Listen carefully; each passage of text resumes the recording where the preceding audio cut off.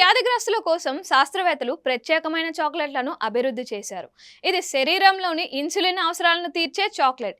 యుఐటి architect, university of Norway, university of Sydney సంయుక్తంగా దీనిని తయారు చేశాయి. ప్రపంచవ్యాప్తంగా 42.5 కోట్ల మంది మధుమేహంతో బాధపడుతున్నారు.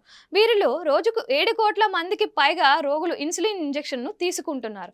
కానీ ఇప్పుడు మధుమేహాన్ని ఎదుర్కొనేందుకు నొప్పి లేకుండా, ఇంజెక్షన్ లేకుండా మధుమేహం చికిత్సను సహాయపడే ఔషధం తయారు చేశారు. ఈ ఇన్సులిన్ చాక్లెట్ ఎలా పనిచేస్తుందో ఇప్పుడు తెలుసుకుందాం. సిడ్నీ, నార్వే విశ్వవిద్యాలయాల పరిశోధన జర్నల్ నేచర్ నానో టెక్నాలజీలో ప్రచురించారు. ఈ పరిశోధన ప్రకారం డయాబెటిక్ రోగులు ఇప్పుడు చాక్లెట్ లేదా క్యాప్సూల్స్ తీసుకోవడం ద్వారా ఇన్సులిన్ లోపాన్ని అధిగమించవచ్చు. ఈ చాక్లెట్లో మానవ వెంట్రుకల కంటే చిన్న పరిమాణంలో ఉండే నానో క్యారియర్లు ఉంటాయి. వీటిలో ఇన్సులిన్ ఉంటుంది. శరీరం తగినంత పరిమాణంలో ఇన్సులిన్ ఉత్పత్తి చేయలేనప్పుడు మన రక్తంలో ఉన్న చక్కెరను ప్రాసెస్ చేయడం సాధ్యం కాదు. కణాలలోకి వెళ్లే బదులు ఆ చక్కెర రక్తంలోనే ఉండిపోతుంది. వైద్యులు దీనిని మధుమేహ వ్యాధి అని పిలుస్తారు. శాస్త్రవేత్తలు రూపొందించిన కొత్త చాక్లెట్ శరీరంలో ఇన్సులిన్ సమతుల్యతను మెరుగుపరిచేందుకు పనిచేస్తుంది. నానో క్యారియర్ ఆలోచన చాలా కాలంగా పరిశీలనలో ఉంది. ఇందులో ఒక ప్రధాన సమస్య ఏమిటంటే ఇన్సులిన్ నానో క్యారియర్లు కడుపు ఆమ్లంతో కలిసినప్పుడు విచ్ఛిన్నం అవుతాయి. దాంతో వాటి లక్ష్య స్థానానికి చేరుకోలేవు. అయితే ఇప్పుడు దానికి పరిష్కారం దొరికింది.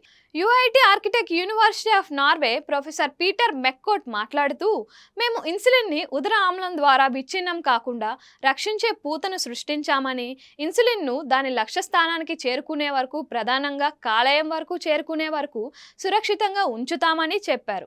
రక్తంలో చక్కెర స్థాయి పెరిగినప్పుడు ఆహారాన్ని జీర్ణం చేసే ఎంజైమ్లు చురుకుగా మారి ఆ పూతను విచ్ఛిన్నం చేస్తాయి. పూత కరిగిపోయినప్పుడు ఇన్సులిన్ విడుదల చేస్తుంది. ఇది రక్తం నుంచి చక్కెరను తొలగించడానికి పనిచేస్తుంది. ఇలా చేస్తే షుగర్ పెరిగితే శరీరంలో ఆటోమేటిక్ గా ఇన్సులిన్ ఉత్పత్తి అవుతుంది. ప్రస్తుతం ఉన్న ఇంజెక్షన్ పద్ధతి కంటే ఇన్సులిన్ చాక్లెట్ మంచిదా అనే ప్రశ్న మనసులో తలెత్తుతుంది.